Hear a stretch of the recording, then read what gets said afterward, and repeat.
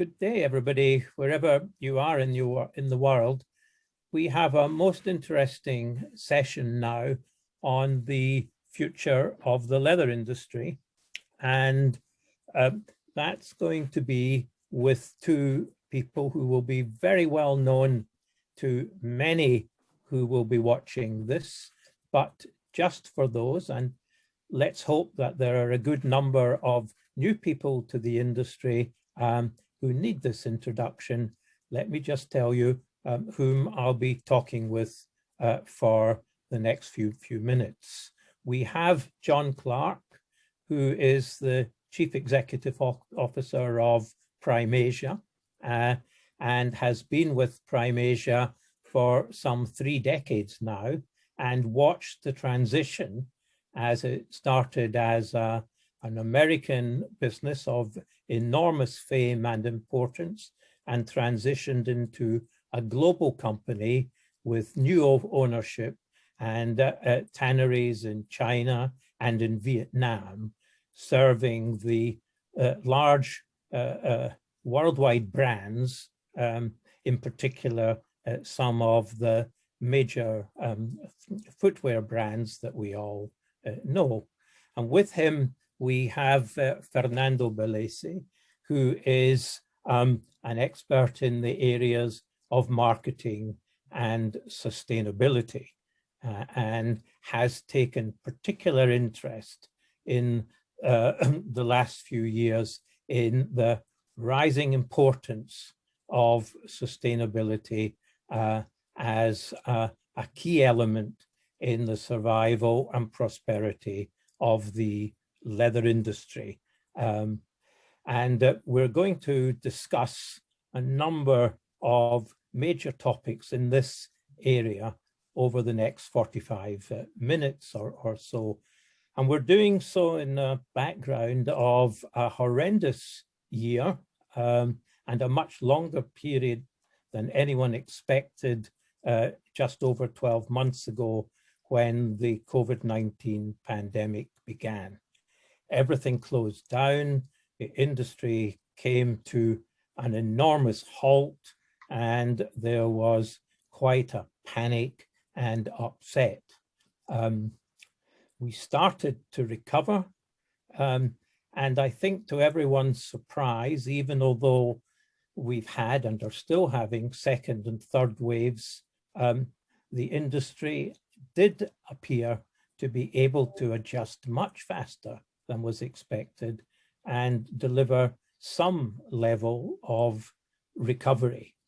But as we go forward, we're seeing now a sudden rise in hide prices. We're seeing enormous attacks on the leather industry from alternate materials. And one really does wonder how the leather industry is going to look in the medium to longer term. And I'm going to start by asking John, who's perfectly positioned to understand a large amount of this, how he sees the future. Thank you, Mike. It's a pleasure to be involved, and I'm happy to have this conversation today. As you said, we came out of what was really 10 months of a demand issue and demand problems around the world. People were locked away, locked at home, and protecting themselves and their family. And it's interesting because what we face right now is very different from that. And while demand has come back in certain sectors, I would say that not exactly robust yet across all sectors, but it has come back, and we face another whole list of challenges coming out of COVID and in a transitional time between COVID and post-COVID.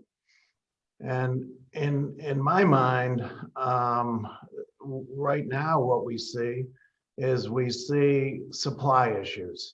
We see supply issues in terms of availabilities of raw material. We see supply issues in terms of costs across the board for the raw material used in our industry. And we see significant logistics issues in terms of the transportation of those materials that are having availability issues anyway, but those that are available, obviously the transportation chain around the world is very much stressed, if not broken. And so these are critical issues during a period of time where a lot of people in our industry need to rebound from those 10 months of stress within their own individual businesses. That said, as painful as these issues are, I do believe that these are short to medium or intermediate issues, and the landscape will begin to change.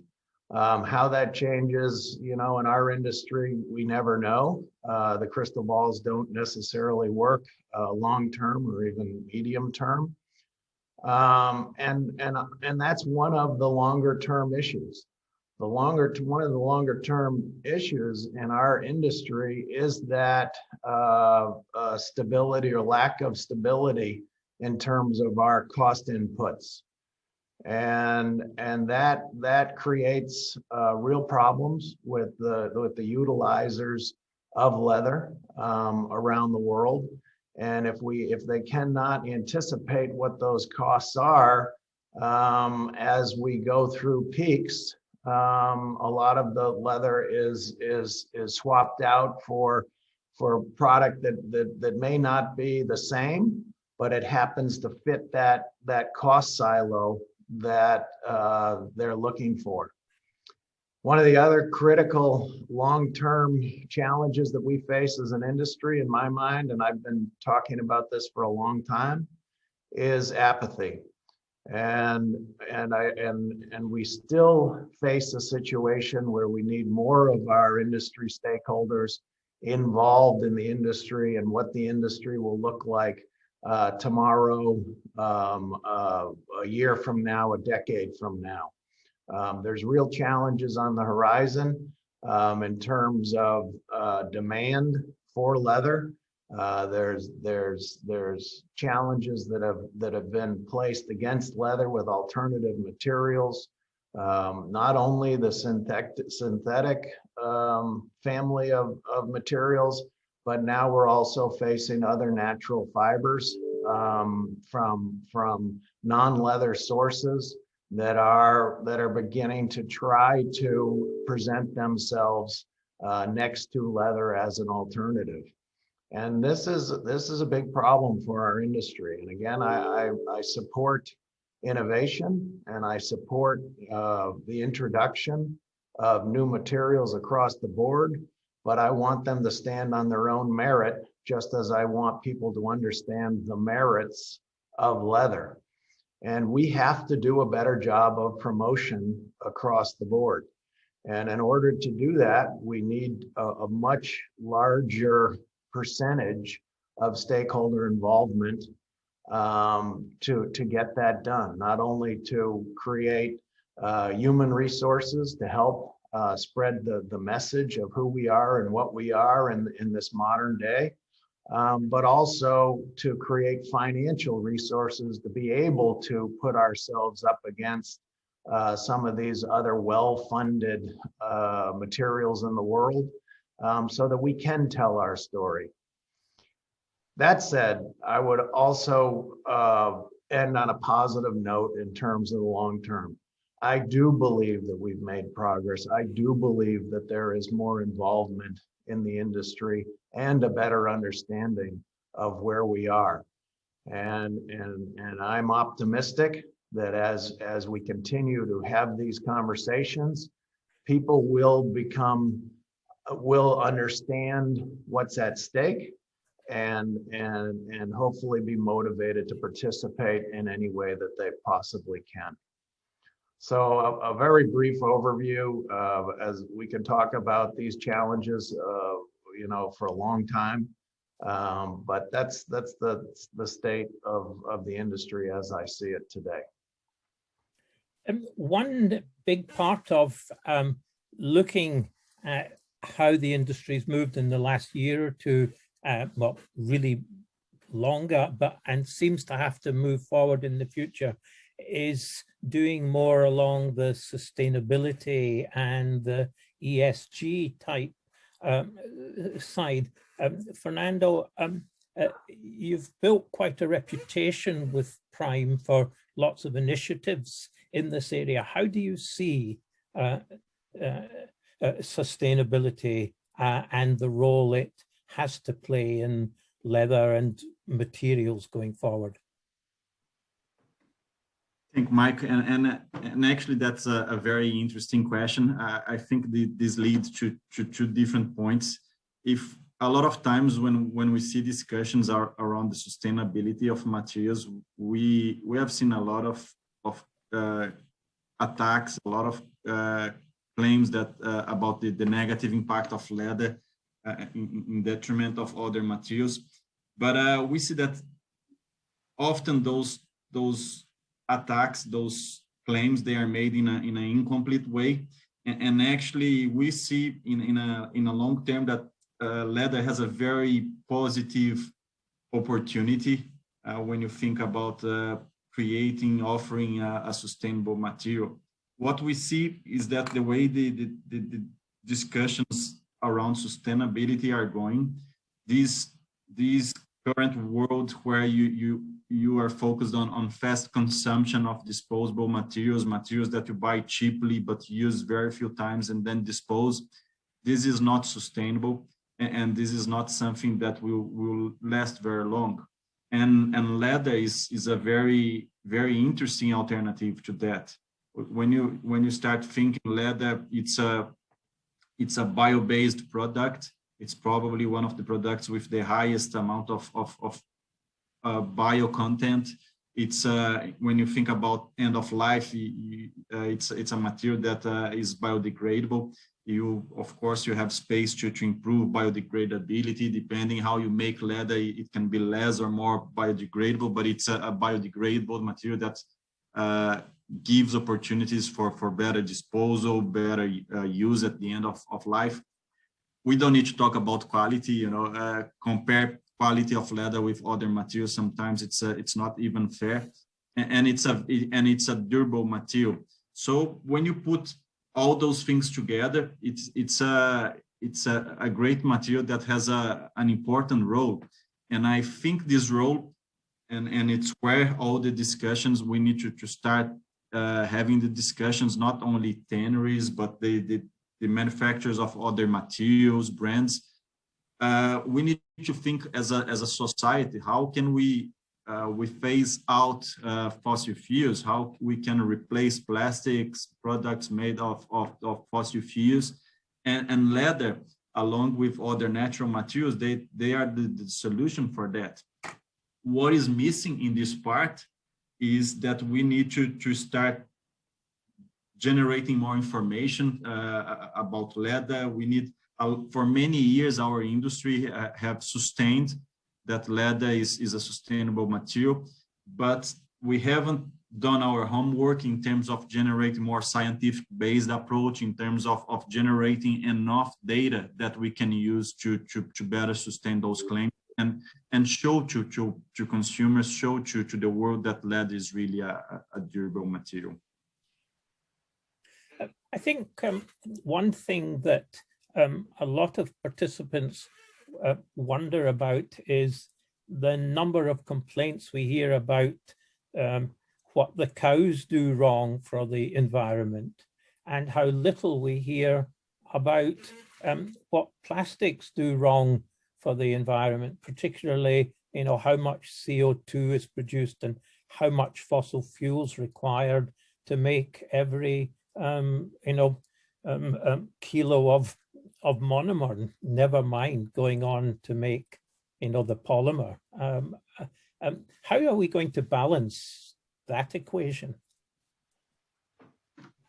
I think that's an interesting equation, and we need to first understand, why we need animals, why we need food, and the importance that food has in our society. And we know that, and we've seen more than that livestock in general, they have an important role in building natural, strong ecosystems. You see a lot of discussions around more responsible livestock production related to organics, regenerative, and many other techniques that puts livestock production in the as a centerpiece of health agricultural environments. And it's you have a wealth of resources that comes from that activity, and it's an activity that humanity depends on. So we cannot say that agriculture it's something we can scale down, or we can stop relying on. What we gotta do is how we can make it more efficient, how we can make the most of those activities, how we can ensure that all the materials are being generated from agriculture, from livestock are being used in the most responsible way. And we can also help to mold, help to shape the practice in those areas in a better way. And this is what we are trying to do. I don't think we can, it would be not responsible to say that agriculture, livestock production is perfect, that there are not problems to be solved, but the leather industry has a very important role in that dialogue. We are closer to consumers, we are closer to brands who have a strong communication power. So we can work together to help to improve the practice on agriculture, on farming and livestock production. At the same time, you see, that in this dialogue, there's a lot of discussions which for me are even funny, where you start seeing organizations putting plastic, putting synthetics as a sustainable material, and they tend to say that it's a sustainable replacement to leather. But a lot of times it doesn't make sense how you are talking about phasing out fossil fuels, and at the same time you're coming up with plastic as the sustainable solution. So we need to start balancing those discussions, and again, we need to start looking how we can generate more data, how we can have more balanced discussions, so we take all these things in consideration. Do you worry that I think, Mike, some of it also has to do with the conversation has been hijacked by people that have better funding, a better platform, are more unified in their messaging, to put out convenient stories about materials and about the conversation that is anti-animal protein. When we have a gentleman by the name of Mr. Gates that has gotten behind this concept that developed nations, shouldn't be eating meat.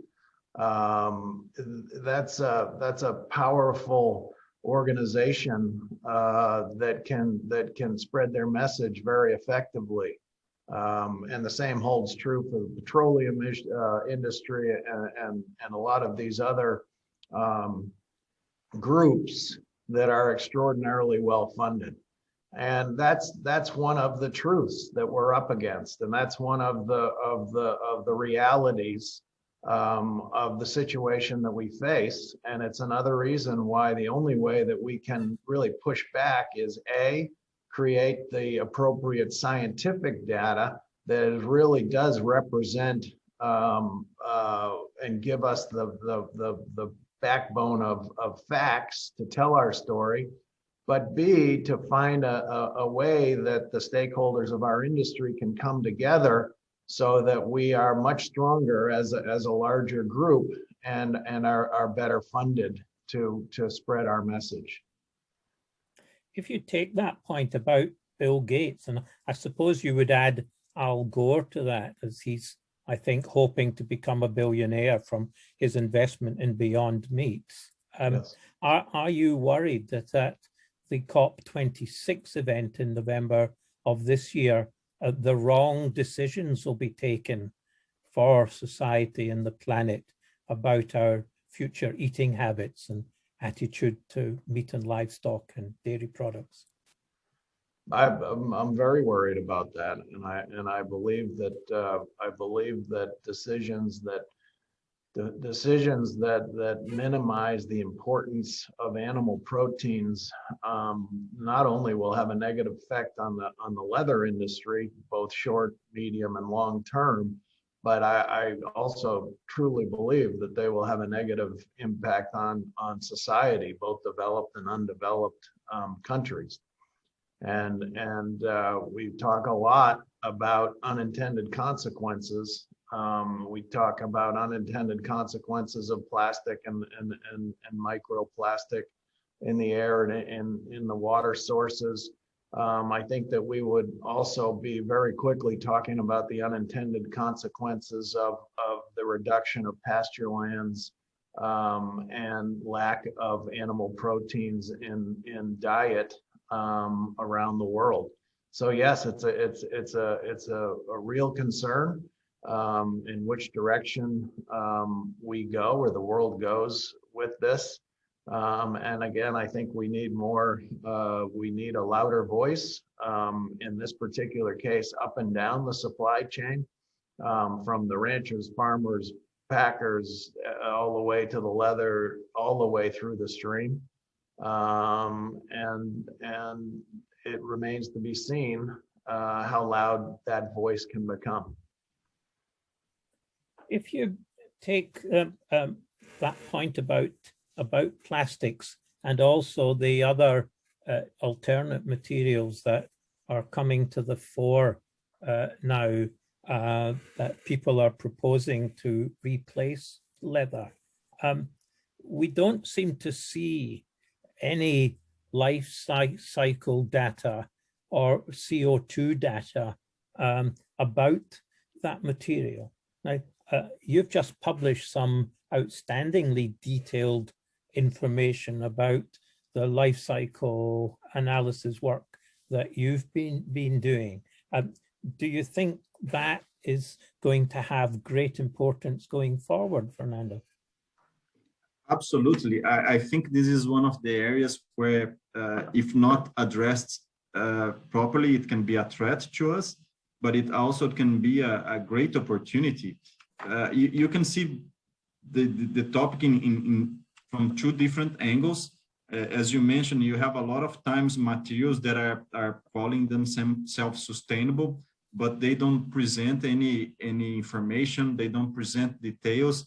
And the only thing they say it's a replacement to leather, and there's an easy explanation to that. It's because when you start looking at the quality of those materials, a lot of times they don't have a strong feature that they can promote. They don't have a unique look. They don't have strength. They don't have the durability. So they need to claim the attributes of another product to be marketable.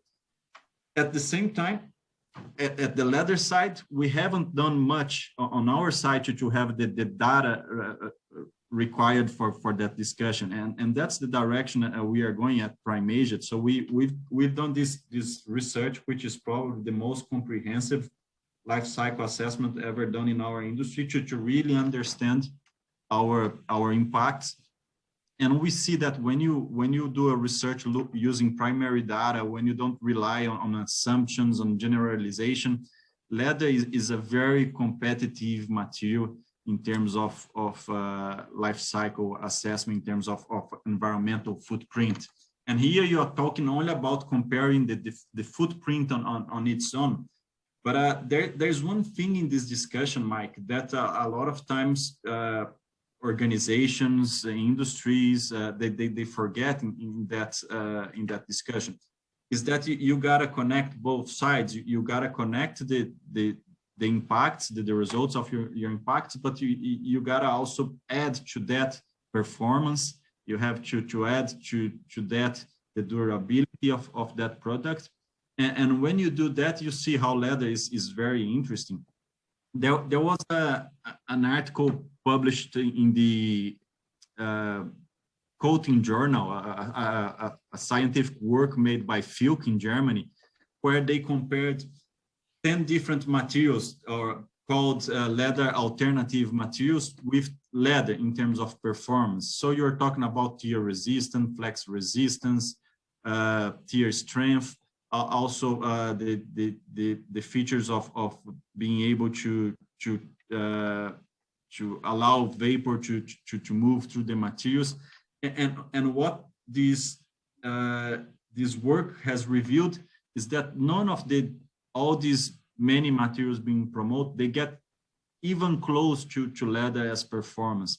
So if you start getting those results, so if you start, let's say, putting the results from a life cycle and cross-reference that with durability, then the numbers from leather are even better.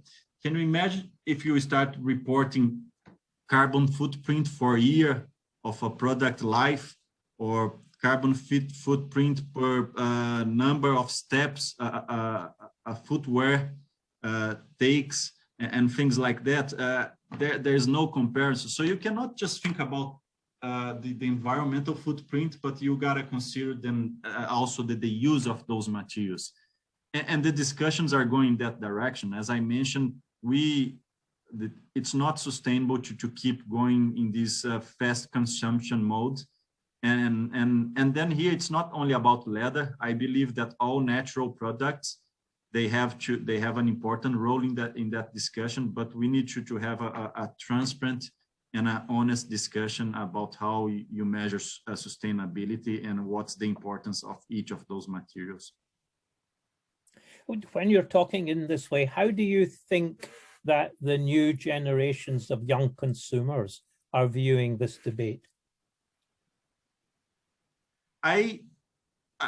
My concern about this debate, Mike, it's that as most of the debates that are being held right now, they are being held at a very shallow level. We are in a world where the discussions they normally have 140 characters. All the discussions, they need to be summarized in a few paragraphs, and sometimes this is not enough to have the right discussions. So my concern is that sustainability is not an easy thing, and there's no easy answer.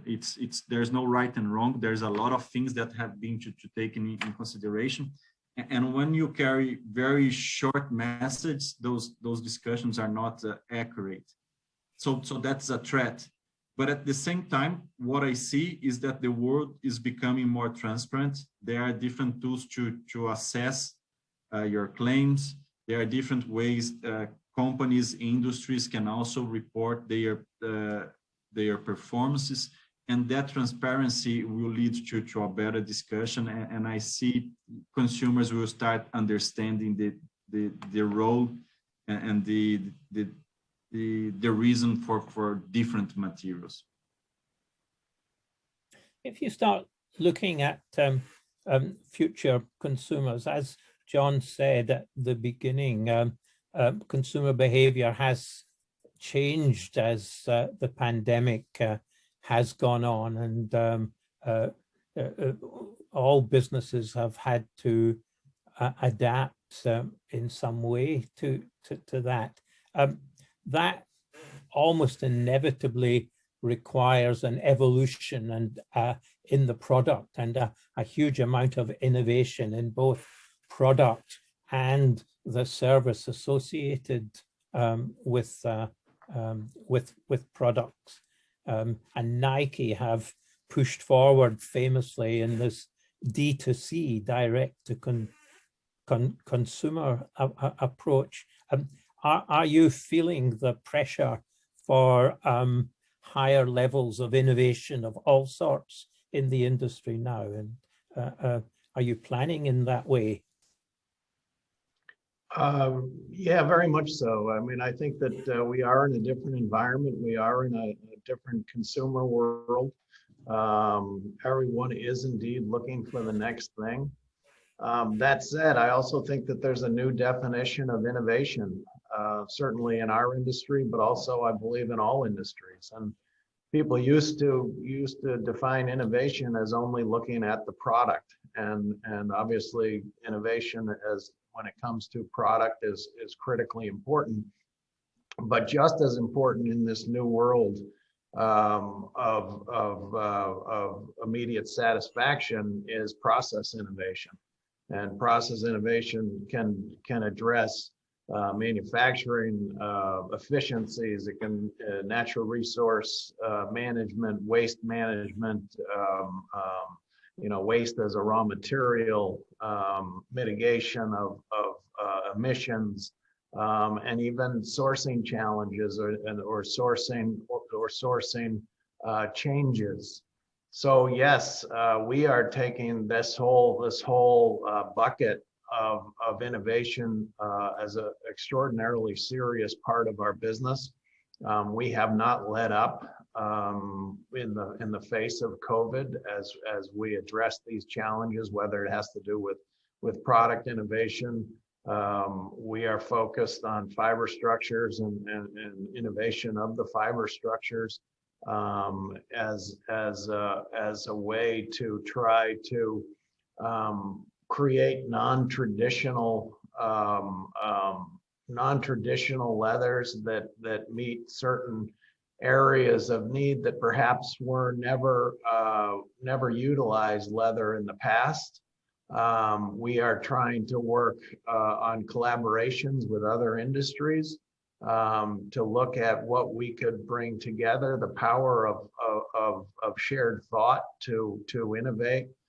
We recently have come out with a product called Accord that did just that. We teamed up with the non-woven industry and players in the non-woven industry, and we tried to manipulate the fiber structure in leather to give us a lighter, a new evolution, if you will, of what leather could look like and what the attributes are. But I would also say that we look at innovation. We look at innovation to include the other important areas that address the longer term challenges. So we look at innovation, and we pair innovation with sustainability, for instance. Those two things are hand in hand. So a person like Fernando and our team is very much involved in the innovation process and where we assign those resources. So there's no doubt that the consumers will continue to not only look for something new, but they want to look for something that fits their lifestyles. But almost as importantly, that we need to be in a scenario by which we can also meet that immediate gratification sort of consumer spirit that is out there. So we need to innovate speed. We need to innovate the way that our entire supply chain works, and how we begin our process and we end our process, and literally take that time frame to decimals. So yes, innovation is critical, and I believe that not only Prime Asia is doing a lot more in this area, but I believe we have a lot of peers that are doing the same. And I would just add, when we talk about our peers, we're not going to change our messaging by Prime Asia publishing an LLC. LLA, I'm sorry, life cycle assessment. We're going to change by having many companies across the industry do the same thing, and I'm really pleased. I think one of the biggest, one of the greatest things that has come out of this is that we see a lot of our really strong peers doing the exact same thing, and that's how we gain credibility to our story. That's how we put ourselves up against those alternate materials that like to market themselves as leather, but not leather. So this is the direction that we're going in, and I'm happy to say that this is the direction a lot of the major players are doing as well.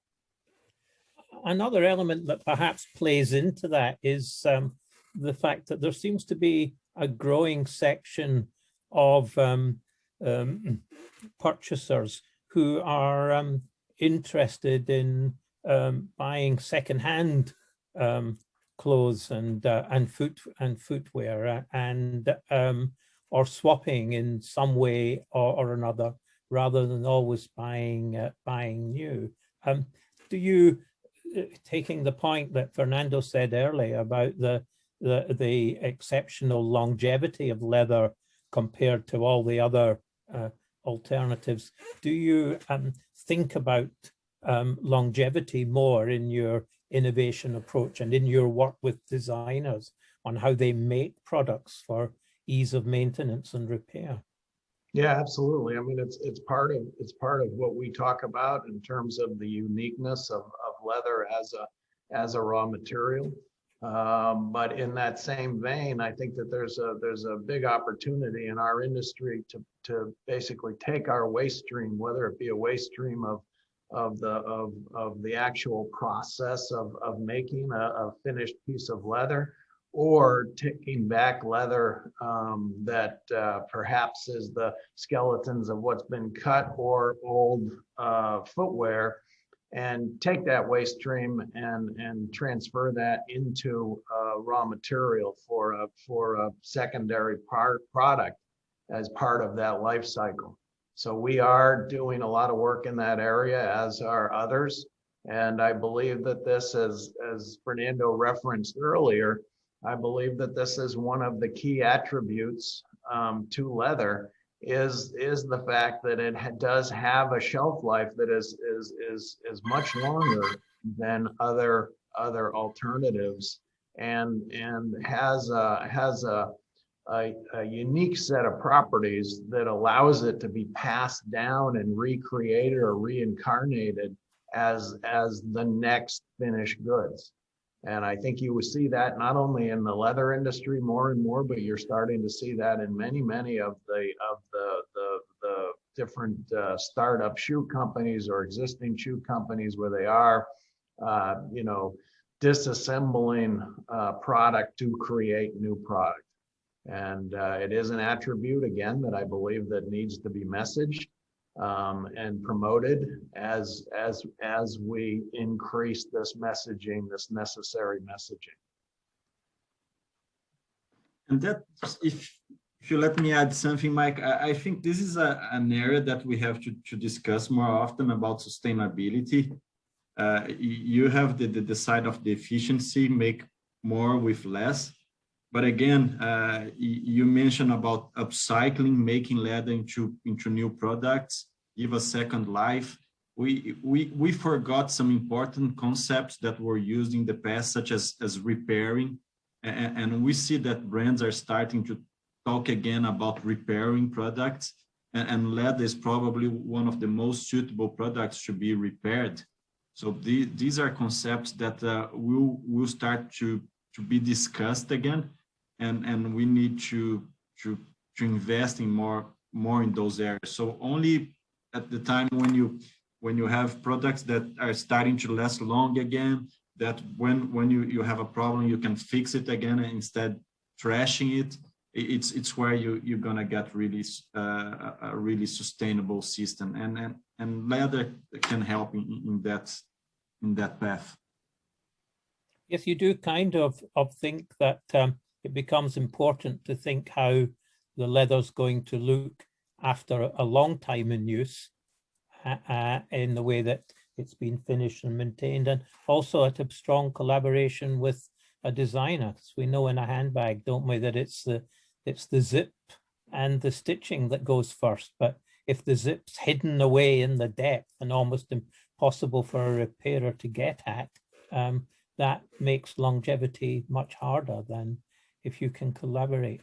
And if you take that forward, marketing's become, or the consumer usage of materials become much more experiential these days. And thus the fact that leather is a biophilic material offers something where tanners can create future innovations to enhance those experiences?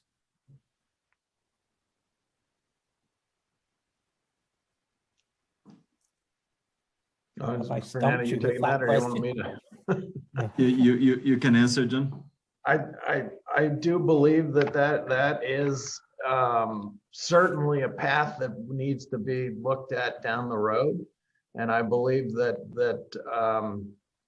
the advantages that leather has as a material in terms of the various opportunities we have to understand the substrate and to explore what can be done within that substrate have we've just touched the surface with that exploration, and I do believe that we as an industry had been focused more on decorating the cake than actually making the cake, and where we're headed to as an industry is to better understand that substrate and all of the various chemistry and manipulation that can be done with that, to not only use it the first time, but then ultimately use it the second, third, fourth, and fifth time. And as Fernando said, I don't believe that has been a strong enough part of our message in this sort of throwaway society that we live in.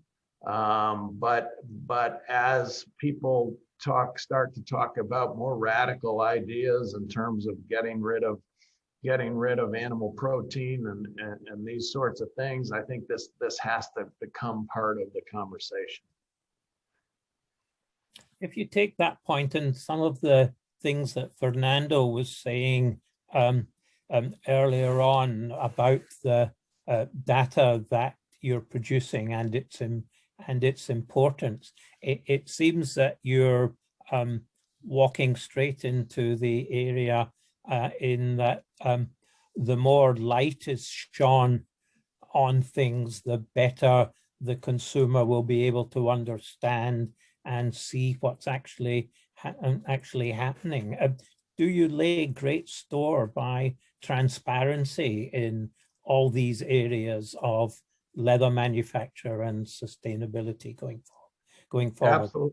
Absolutely. I mean, I think the transparency began several years ago. I think actually transparency in our industry started to become a reality when the LWG was formed, and we started to create these audits that were you know, it was out in the public square how well different tanneries are doing against the protocol.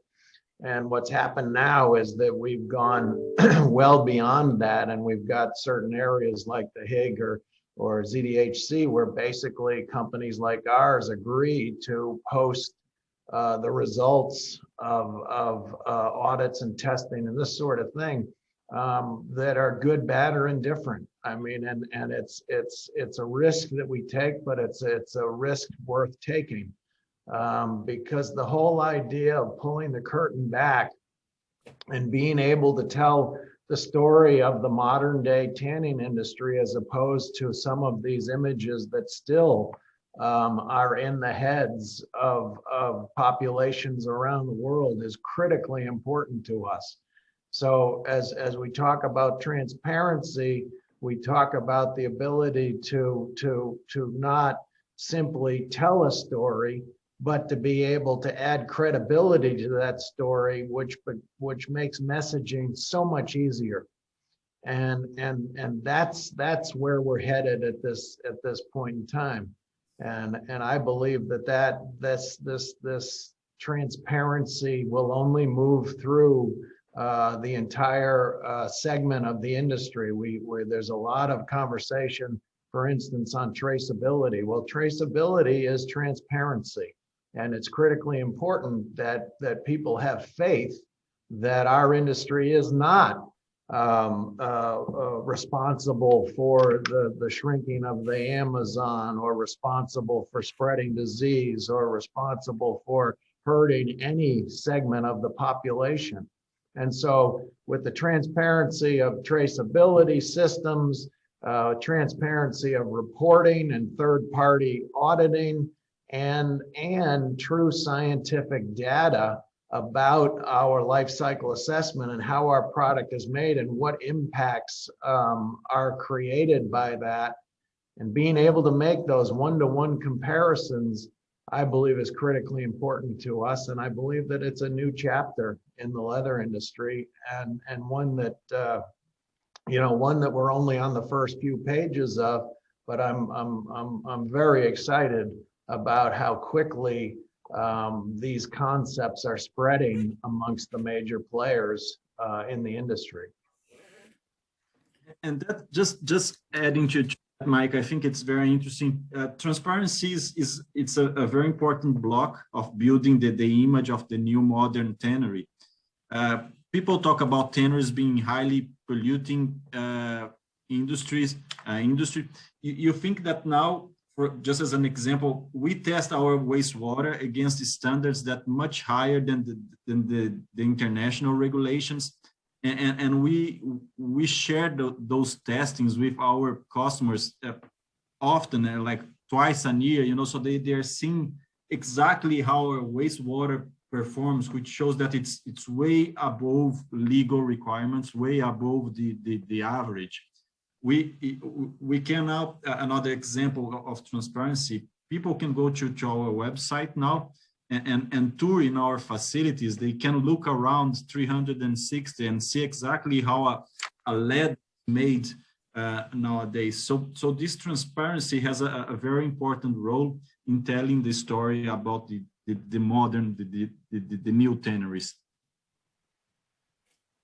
And if you take the point, though, that John was making about others doing the same thing, the history of maybe even the last 20 years of a move towards sustainability has been one of some quite spurious claims being made by one tannery in competition with others to, the battle between the thousands of family-owned businesses to claim extra market share seems to have taken center stage, rather than the battle that you're indicating that that the industry really has against competitive materials and unbelievably fluctuating prices and all the other big issues. Do you see a change coming in that sort of behavior towards greater collaboration and more careful usage of language and less greenwash? Do you think this can be achieved? I'm optimistic that we can make progress. I think that all of us have individual companies that we represent, and we have responsibility to make them successful. And there's certain areas of things that we do that we challenge ourselves to try to do better internally. There's such as security of supply and a whole host of different unique properties that we have. But I think that there's also a responsibility that we take very seriously to try to represent the industry, because we understand that we are nothing without a strong industry that the consumer believes in. And the question becomes, how do we work together to pull all the ends of the stakeholder community to make leather more attractive to the consumer? And one company is not going to be able to do that. One company is not going to be able to try to create a new system that can stabilize cost and break down what's been done forever, and try to come up with a way that everyone in the supply chain from a cost standpoint can be successful and profitable. There's a lot of work to do, but I do believe we can do that by making bold statements and trying to work to convince the industry that we can be stronger together than we can be and have been in the past, apart, where the only thing everyone is representing is their own immediate needs. I'm of the opinion that you can have both. I'm of the opinion that we, as an individual company, must take responsibility for our own bottom line, and there are multiple elements that we take responsibility for to convince our specific customers of our advantage. But at the same time, we can talk on behalf of the industry, and that we can share ideas and work together to be sure that we ensure a positive future for the generations behind us. And so, all in all, I think we have to move, unfortunately, to wrap up this really fascinating conversation. But all in all, do you feel that despite the pandemic, with all the issues we have in society going forward, and a new generation of customers are arriving, do you think that you and the leather industry should view the future optimistically?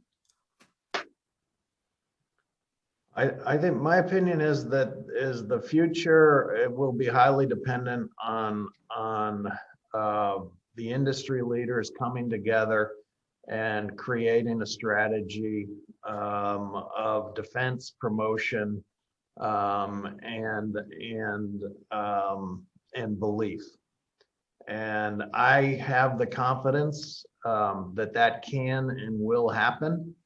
I do. If we don't come together and create these communications to the public, I think that we do run the risk of being a much smaller industry in the future. But I don't believe that has to happen. And I would say that the fate of the industry is literally in the hands of the leaders throughout the stakeholders community. Well, I think on that note, I'd like to thank you both for a really illuminating discussion. We've covered a huge range of topics. I'm not sure we've answered all of the questions, but we've raised a lot of issues, and we've provided, with your help, a huge amount of information. And let's hope that the future for the leather industry is on the optimistic side. Thank you very much. Thank you, Mike. Thank you, Mike. Thank you.